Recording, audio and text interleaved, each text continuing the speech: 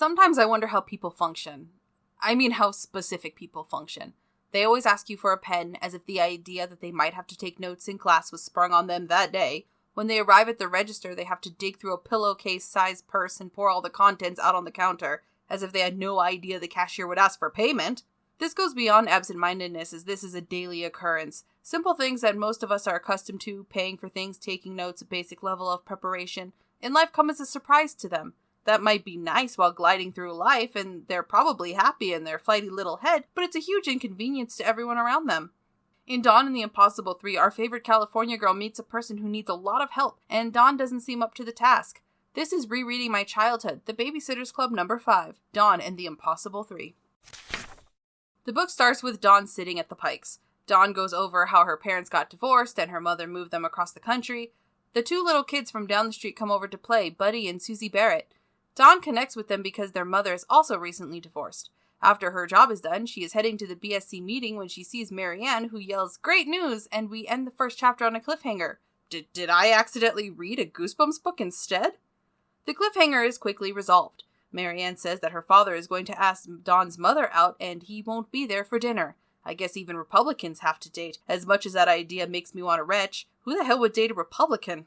At the BSC meeting, the girls hand in their dues and decide to use the money to buy more stuff for the kid kits. The Preziosos, the Noons, and the Brewers call. More importantly, there's a call from a new client. It's Mrs. Barrett, and Dawn takes the job. Saturday morning, Dawn goes over to Marianne's house primed with stuff for Marianne to go through in her endeavor to redecorate her room. Apparently, the Schaefers brought a bunch of stuff with them that they were planning on selling. Why they didn't get rid of the stuff while still in California instead of packing it all up, paying shipping fees, and unboxing it for the express purposes of a yard sale, I don't know.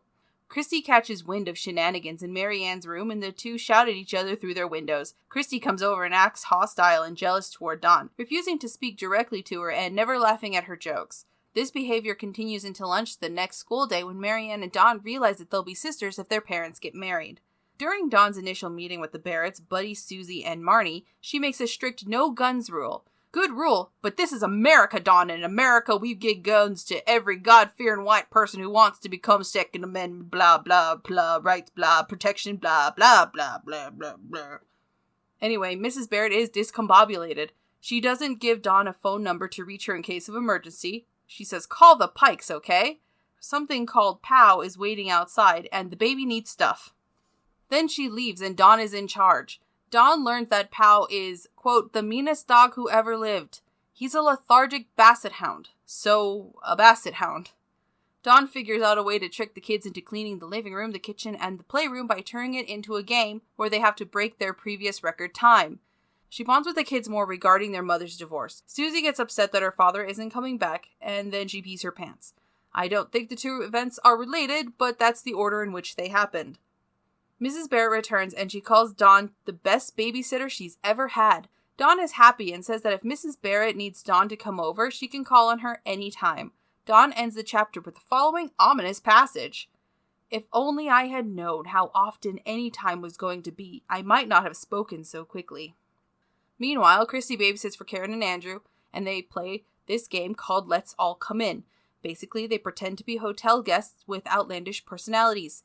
Clearly, this is something Karen invented. It's not really a game if no one wins, but there are definitely losers in Let's All Come In. Karen's friend Hanny comes over and the games begin. Hanny pretends to be a woman named Mrs. Nowswimple, who is meeting her husband in Canada for a party with the Queen and the Emperor.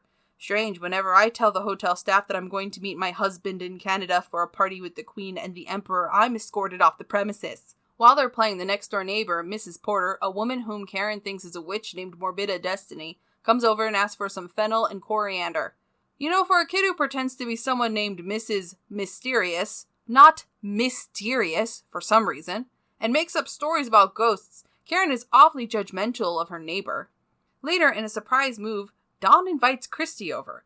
In an even more surprising move, Christy accepts.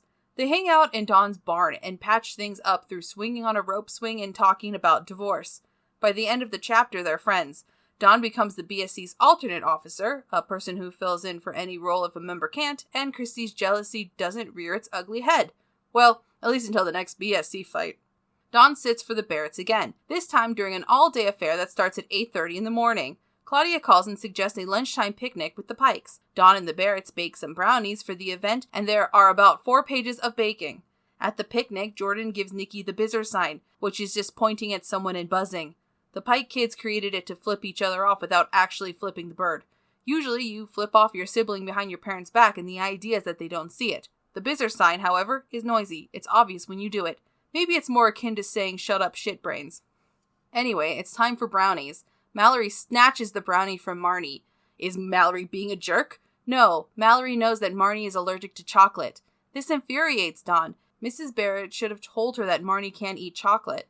Dawn fully plans to address the issue with Mrs. Barrett, but when the forgetful mother comes home and notices how immaculate the house is, she gushes over Dawn. Dawn forgets any issues they had. During another babysitting job for the Barrett, Mrs. Barrett warns that if her ex-husband calls, Dawn shouldn't let him talk to the children or tell him that Mrs. Barrett is out. Mrs. Barrett implies that Mr. Barrett is not holding up his end of the custody deal financially. When Mrs. Barrett sees that Buddy spilled pink water on Susie, she looks to be on the verge of tears. Dawn insists that Mrs. Barrett get going, and Dawn will take care of her moist child.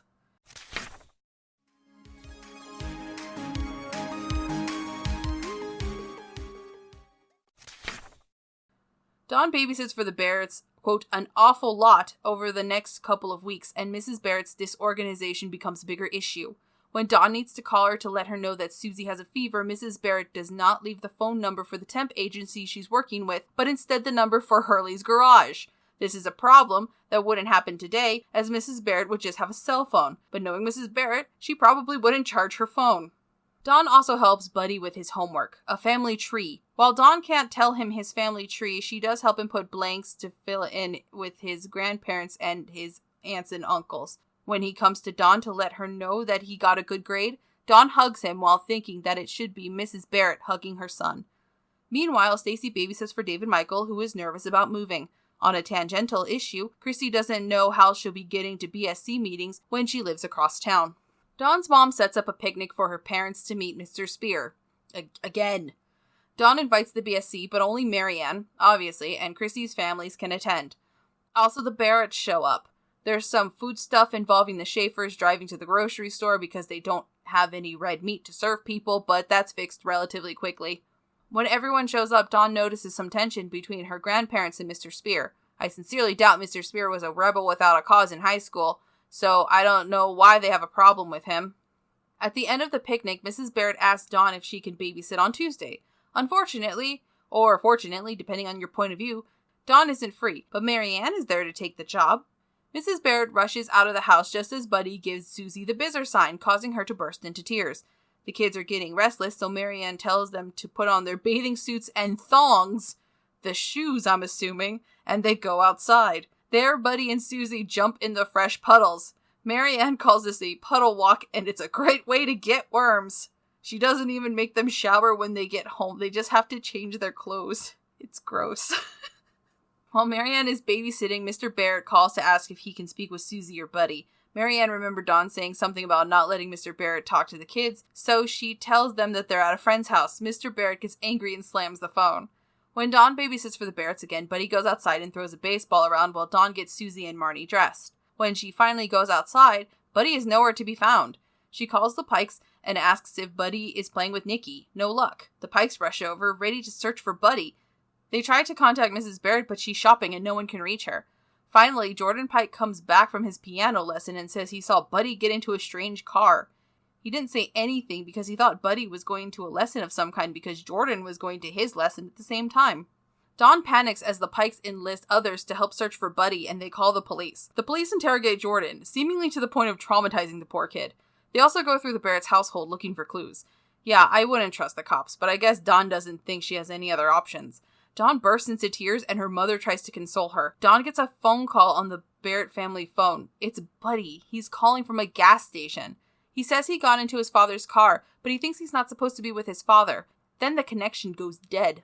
Mrs. Barrett comes home to find the police and neighbors swarming around the house.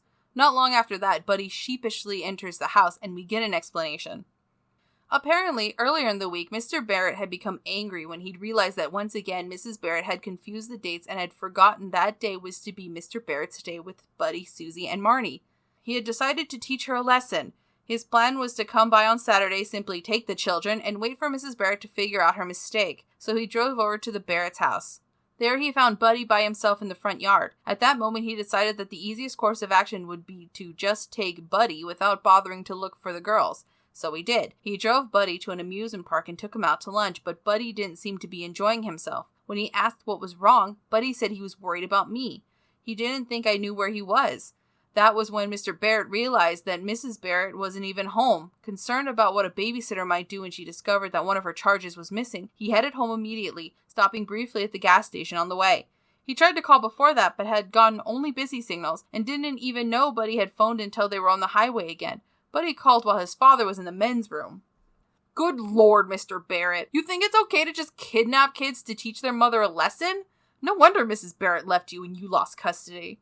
You should lose unsupervised visitation also. Hey son, if a bitch pisses you off, scare her into learning. It's not a husband's job to teach her a lesson.